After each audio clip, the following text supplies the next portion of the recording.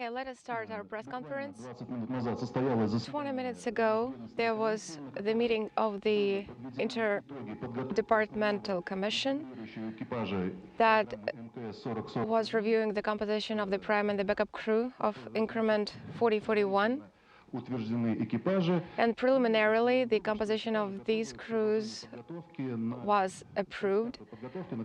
And the crews are currently preparing for their flight here and in Baikonur. So the composition of the prime crew is the following: Maxim Suraev, Soyuz Commander, ISS-40 flight engineer, and ISS-41 commander. Reid, Wiseman, ISS and Soyuz flight engineer, NASA, United States, and Alexander Gerst, Soyuz flight engineer 2 and ISS flight engineer 2, ESA, Germany.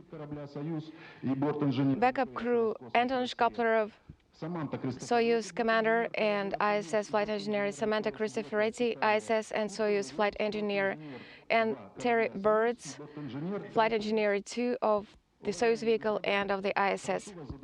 Ladies and gentlemen, you're welcome to ask your questions. Please. Please introduce yourself. Elena Sinevina, ITAR-TASS News Agency. First of all, I would like to congratulate you on your upcoming flight, and soon your dream will come true. And I would also like to congratulate you on the upcoming holidays.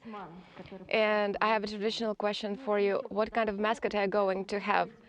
And besides that, I also have another question. Yesterday, you completed all your comprehensive examinations, and I understand that you got your A+ because of your perfect understanding of each other. And my question is, what language are you going to speak on board the ISS? Thank you. This question is for you. Maxim, here is the microphone. It's right next to you. Well, answering your traditional question, I can answer also traditionally. Since Reid has 2 little daughters, one of the daughters gave his dad this wonderful giraffe as a mascot, and his daughters gave it to him to take to space. Maybe Reid will add a couple of more words about it. I don't know. Yes, here. Let's put him here. And answering the question about the language we are going to speak on board the station, this is also very traditional during our training on board the ISS. We use the English language, which is documented as the official language. And in reality, we are going to speak Branglish, a mixture, something in between Russian and English. Of course, you all understand that we're not native speakers of English and they're not native speakers of Russian. And if they speak bad Russian, I will always be able to understand them. And when I'm trying to use my bad English with my colleagues, they will always understand me because they're native speakers. And if Alex is upset at some point, maybe, I don't know, I think he will use German, but we won't be able to understand the German language. So he has an advantage in this regard, so he can curse in German. Thank you. No, I don't want to add anything. You've said everything. The name is Giraffety. That's it.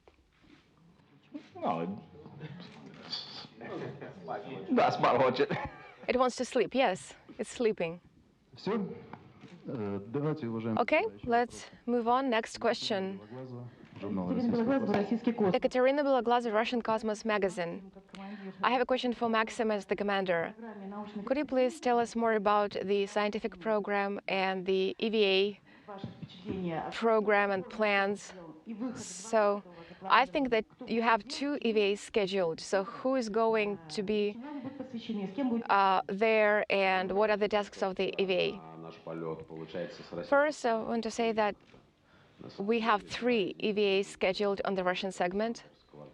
The first 2 will be performed by Alexander Skvortsov and Oleg Artemyev, and when they come back to Earth, and we will welcome Alexander Samokotyaev. Alex will join us during the third EVA in August or in September. So the task of our EVA is resupply, dismantling some equipment, the installation of the scientific experiment that is currently being conducted outside the station. So typical standard tasks of regular EVAs that are performed by crew members. Talking about the scientific experiments, I just showed you the book, so we have a lot of experiments that we are going to run. Maybe we will be able to perform other experiments that are not in the main scientific program. So the program is really big, and it's very typical and usual for the Russian segment, for the US segment, for the European modules. So the main goal of the ISS, I would like to remind it to you, is not to send astronauts there, is not for the astronauts to talk to Earth or take beautiful photographs. That is all secondary. The main objective of the ISS is utilization, is performing scientific experiments for the benefit of the mankind. And what about the US segment? Could you please expand more on that? So this question is for Alexander. I know that you're an expert in volcanoes. Are you going to continue your research from the ISS? Yes, when we all become cosmonauts and astronauts of the ISS, I can say it's not our primary occupation. So we all have different professions. We all had them before. For example, I'm a volcanologist. But of course, we astronauts do research in all areas of science. That will not only be some geophysical research for me. I think I will be also performing biological, physical experiment. And I would like to see the end results. And I hope that these results will be very beneficial for scientists on Earth and for the people on Earth. But of course, when I'm going to look through the window from the ISS, I will be definitely looking at the volcanoes and watching them. That will be absolutely great. Thank you. Next question. Новости Космонавтики magazine. Alexander Pashkevich. I have a proposal and a question for you. Is it possible to send the presidents of those countries where astronauts are from to send to space for some time and then return them back to Earth? And maybe they will be able to reach agreement after that. So this is a question for all crew members.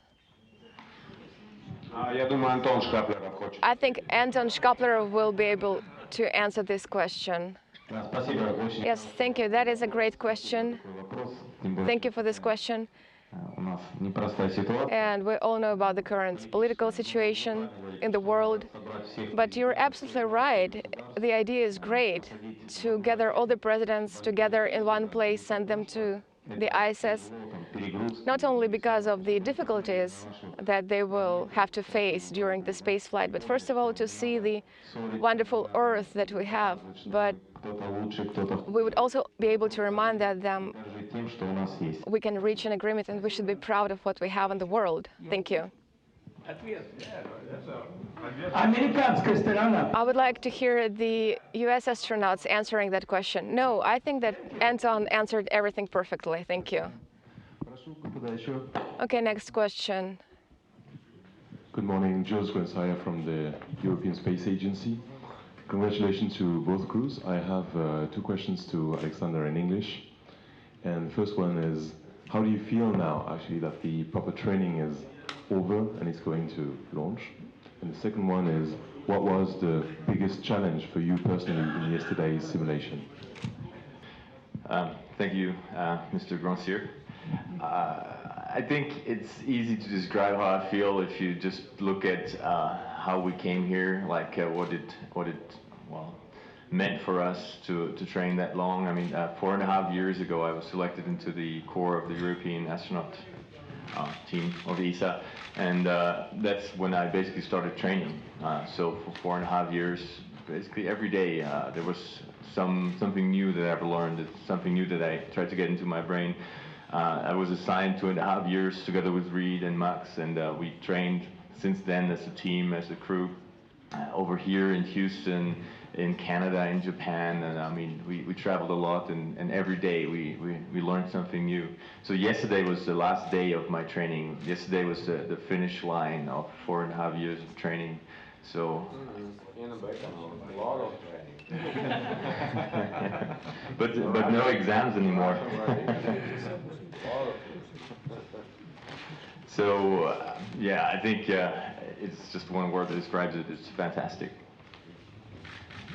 The second question on yesterday's exam, I think it's a general thing of those exams that they're very complex. Like you sit there the whole day, you do a nominal launch on the launcher, on the rocket, and you do a docking to the space station. Afterwards, you do a landing. So you go through all the phases of the flight that you do, and the simulator persons try to inject all the failures that they possibly can throw at you. So it's a very complex thing. You have to take many decisions the whole day, and our commander and Reid did well. I supported them as good as I could. So in the end, even though we had a lot of malfunctions, we landed safely. We had 9.5 Gs that we had to go through, so it wasn't an easy landing. If it was a real one, but we succeeded and we survived, and it's a great feeling. 9.5 units is a lot, and specialists know that 9.5 units is 950 kilograms. Can you imagine that? For example, you weigh 50 kilograms, and can you add 900 more? No, it's a lot. I just wanted to say that it's a lot. Okay, next question.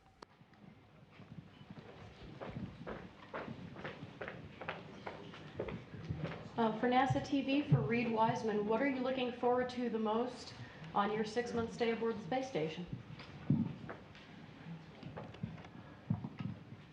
I don't think we have enough time for a complete answer on that, but I think really the first thing I'm looking forward to is watching the first sunrise on orbit. And we just got some ballistics data yesterday, and there was the time of the first sunrise when we're in the Soyuz. So I got it written down on my kneeboard so I can remember to look out the window, because we'll be hard at work on our first couple of burns to do our docking. So that's the first thing I'm really looking forward to in the Soyuz once we get up there. And then obviously once we get to the space station, there's 3 of our really good friends up there, 2 Russians and an American, and I think it'll be really amazing to come through that hatch. I'll probably be a little out of sorts floating for the first time, but I know Swanee will help us get through there and get on the press conference. And just seeing those 3 up there when we last saw them a couple months ago here, that'll be a really special moment.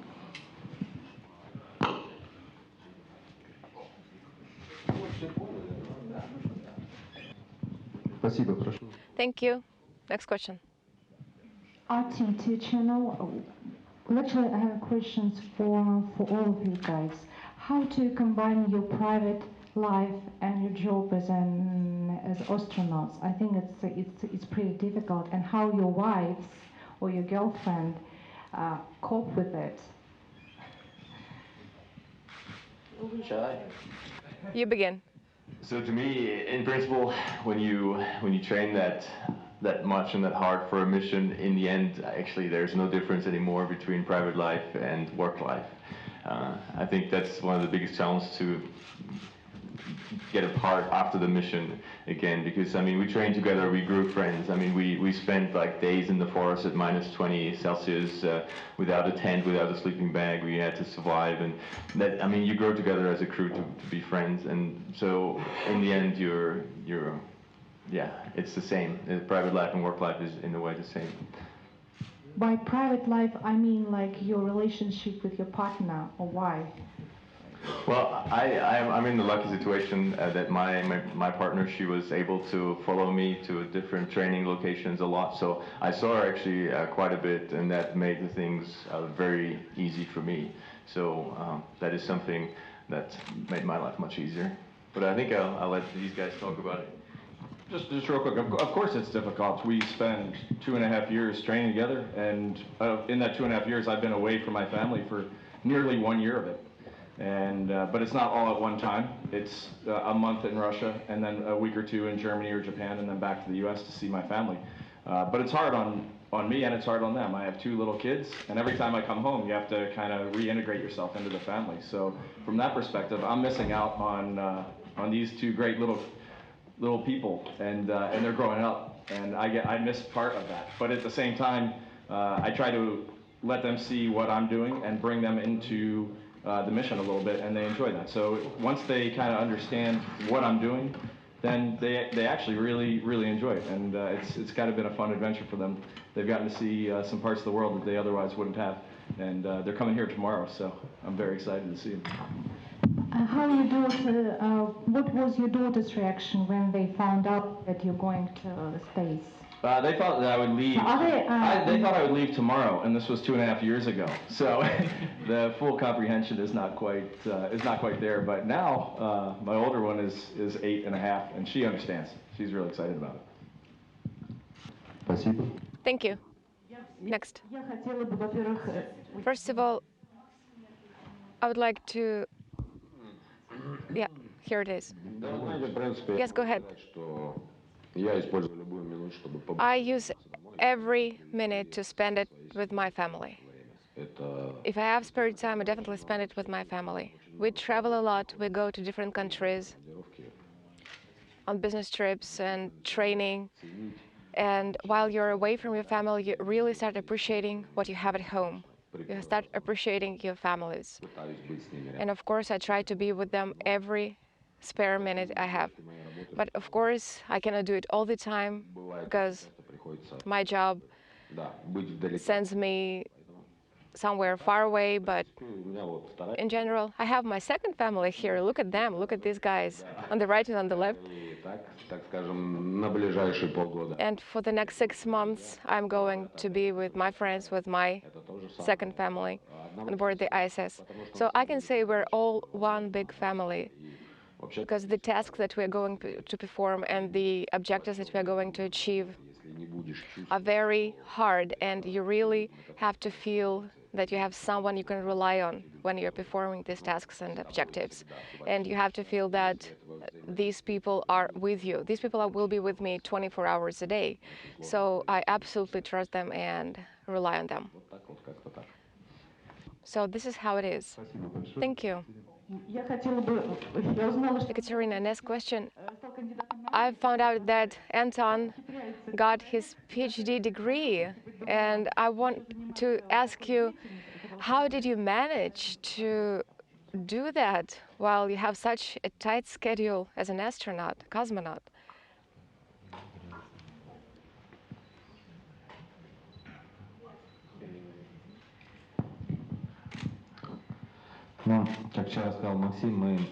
Maxim just mentioned it, that we all start our profession long ago in high school and later.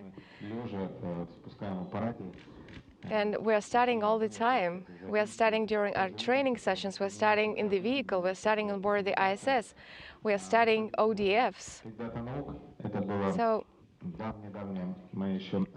getting a PhD degree was my old dream, and I always postponed this dream because of my previous flight, because of my previous training. So I decided just to find time to squeeze it in my tight schedule. I know that I had very little time for that.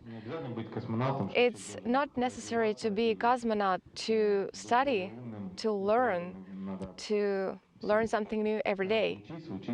We all need to study all the time. That's my principle in life. Maxim, you've already mentioned it, but it's really interesting. You've already described the crew members that you're going to fly with, could you please describe each other, sense of humor, what you appreciate most in each other? I think that's very important for a space flight. I'm really afraid to say too many good things about them. No, don't be afraid of that.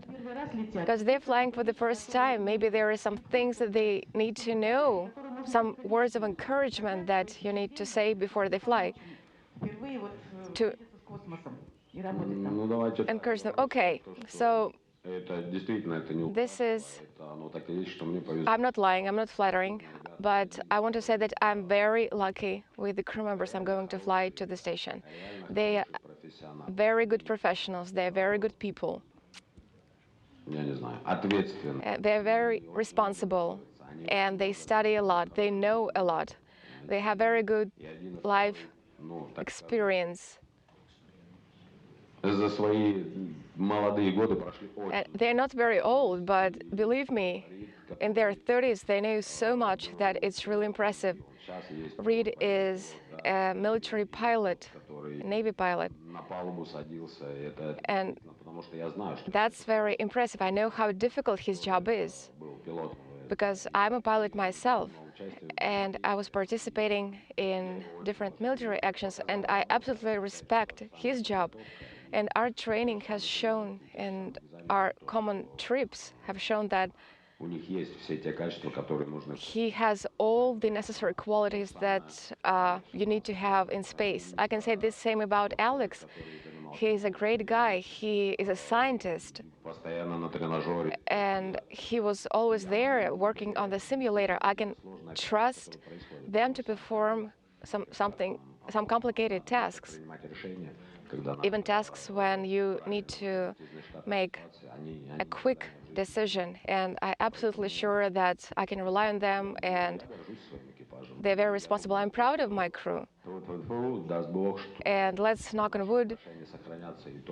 I hope that our friendship will only become stronger with years after the flight. Thank you. No. Don't ask them to describe me, because I don't like being flattered. Okay.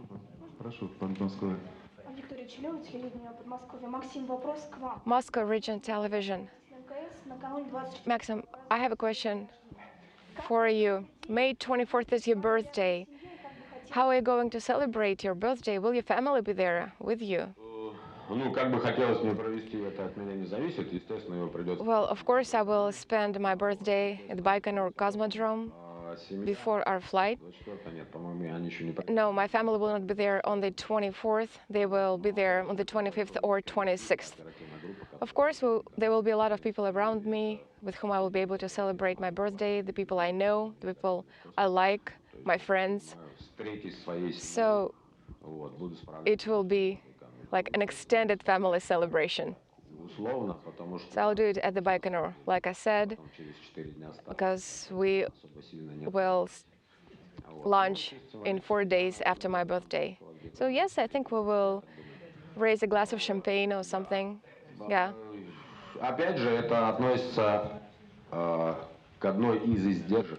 So once again, our job wants us to be there and to be absolutely ready for the flight. And my birthday is secondary in this regard. It's my job, it's my duty, and at the same time, I think I will be surrounded by the people I like, the people I trust, and my real friends. I think that's a good thing. Ladies and gentlemen, I think that there are so many questions already there, and the languages for our press conference are the Russian and English language. And there are some questions in the German language, especially for Alex. Zwei Fragen für Alexander Gerst, dieselben wie vorhin auf Englisch für ESA. Herr Gerst, wie fühlen Sie sich jetzt, dass das Training, das eigentliche Soyuz-Training vorbei ist? Und was war die größte Herausforderung für Sie gestern in der Simulation? Ja, vielen Dank für die Frage. Ich würde vorher noch gerne die Frage auf Russisch nochmal beantworten der anderen da. Еще ответ не совсем дал ваш вопрос. Если у меня было... The question was, if you have free choice, Мой выбор был бы... would you Этот экипаж... to pick different people? I would still pick the people I'm flying with in a couple of weeks. That's my answer. Thank you very much, dear friends. I think there is some time left to ask individual questions. This completes our press conference, and the crews will leave for the Star City Museum. They will also see the exhibition there, Yuri Gagarin. After that, they will go to the Red Square, where they will be able to lay flowers according to our tradition. After that, the crews will rest. On May 15th, they will leave for Baikonur, and on the 28th, they will launch for the station. Thank you very much for your questions, and I would like to ask the crew to pose for photographers. Thank you very much, everyone.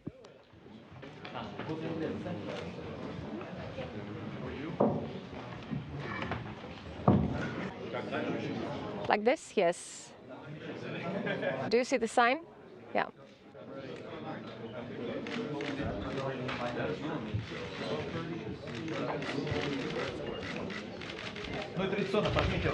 And traditionally shake your hands. Yes. Thank you. You're welcome.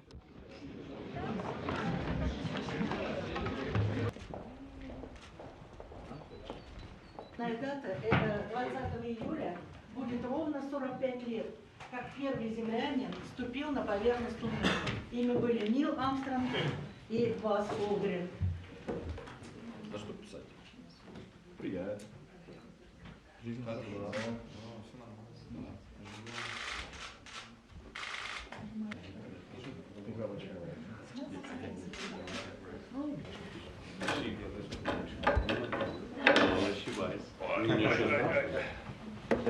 Левшик.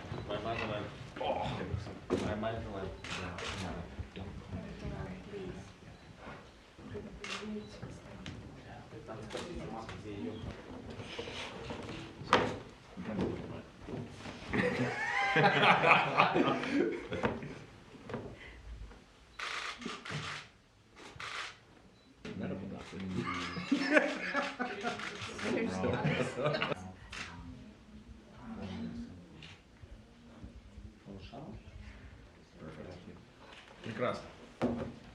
Дублер теперь, да? Да. Не. Да. Это традиция. Эта традиция была заложена 40 лет назад. Да. 45 лет. Садись.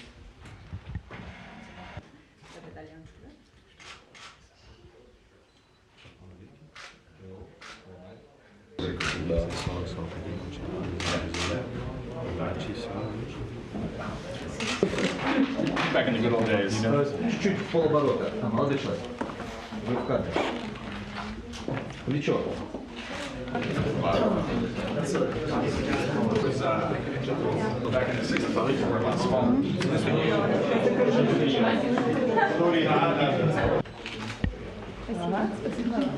David, one more movie. Yeah, I think it's all good. It's just at the end of that solar spin, when you hit this one button, it just turned everything. I mean, you're floating around in spaceship, the only thing that's working is a ventilator to keep you alive.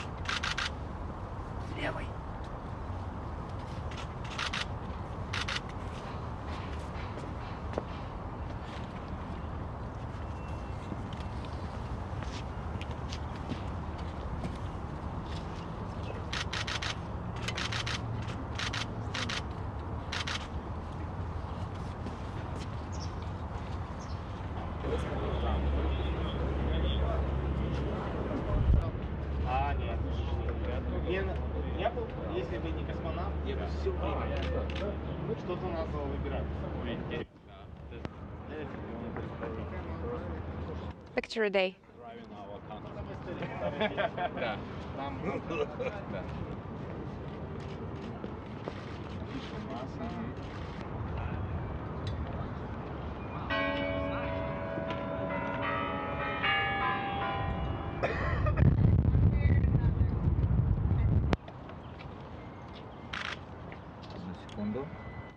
Just 1 second.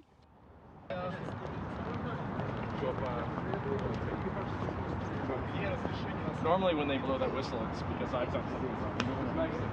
They're extra nervous. Kill.